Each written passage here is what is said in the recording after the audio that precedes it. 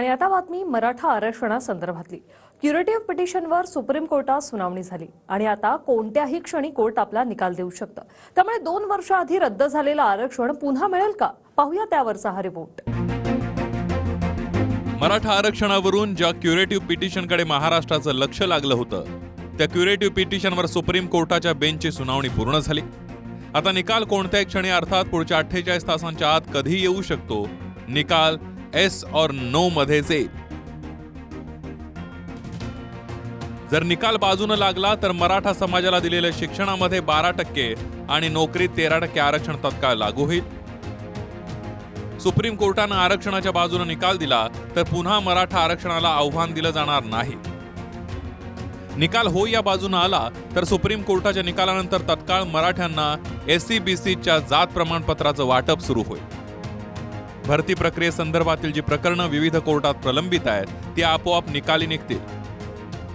त्याचवेळी सुप्रीम कोर्टाकडून काही बाजूंवर आक्षेप घेतलास तर याचिकाकर्त्यांना कळवलं जाईल आणि पुन्हा युक्तिवादही होऊ शकतो। अर्थात सुप्रीम कोर्टाला काय वाटतं यावर या बाबी अवलंबून आहेत। समाजाला असं कुठेतरी वाटतं की आम्हाला न्याय मिळू शकतो, कारण मराठा समाजाची काय भावना आहे आता की टिकणारं आरक्षण पाहिजे आणि सुप्रीम कोर्टामध्ये जर आरक्षण मिळालं तर ते 100% टिकेल, कारण सुप्रीम कोर्टाचं आरक्षण रद्द करण्याचा अधिकार खालच्या कुठल्याच न्यायालयाला नाही। त्यामुळे आज आमच्या आशा फार मोठ्या प्रमाणात सुप्रीम कोर्टात 50% जागा या गुणवंतांसाठी, मग ते ब्राह्मण असतील, वैश्य असतील, जैन असतील, बौद्ध असतील, जे कोणी गुणवंत असतील त्या सगळ्या गुणवंतांसाठी भारतरत्न डॉक्टर बाबासाहेब आंबेडकरांच्या विचाराचं कवच आहे।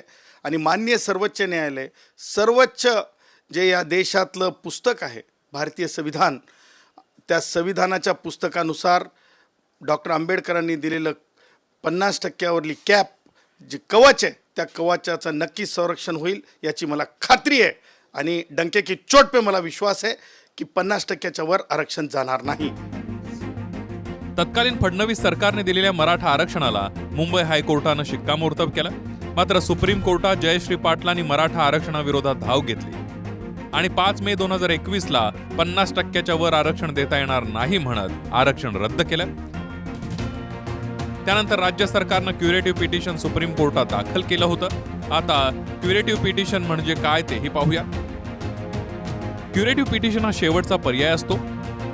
या याचिकेवर जो निर्णय येईल तो अंतिम असतो। ज्या न्यायमूर्तींना निर्णय दिला त्यांच्या चेंबरमध्ये सुनावणी होते। तांत्रिक बाबींवर प्रकाश टाकून म्हणणं मांडलं जातं। आरक्षणाची 50%ची मर्यादा हाच या क्युरेटिव्ह पिटिशनवरचा मुख्य मुद्दा आहे।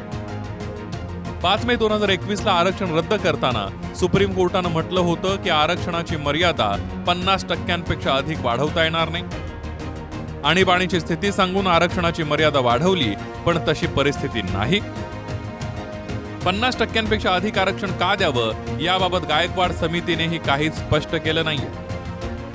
मला असं वाटतं आता बाकीच्या काही गोष्टी करण्याची आवश्यकता दिसत नाही।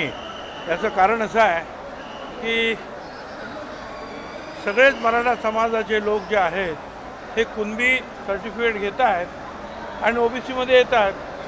त्याच्यामुळे आता मराठा हा महाराष्ट्रामध्ये शिल्लकच राहणार नाही, सगळे कुणबीच होणार आहे। म्हणजे बाकीच्या उपायाची काही गरज आहे असं मला काही वाटत नाही। क्युरेटिव्ह पिटिशन करा, आणखी नवीन काय बिल आणा, अरे पण सगळेच्या सगळेच मराठा जर कुणबी म्हणून जर येत आहेत ह्या OBCमध्ये तर बाकी बाहेर कोण राहणार आहे आता? मग त्याबद्दल हे बघा, जे न्यायालयीन प्रक्रियेत आहे त्याबद्दल बोलणं योग्य नाही।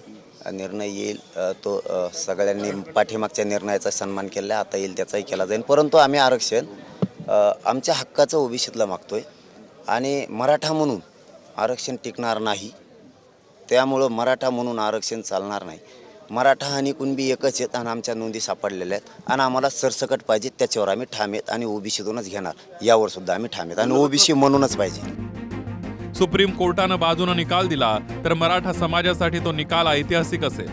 क्युरेटिव्ह पिटिशनवर सुनावणी झाली आहे, आता निकालाकडे डोळे लागले। दत्ता कनावटेसह संदीप राजगोळकर, TV9 मराठी, नवी दिल्ली।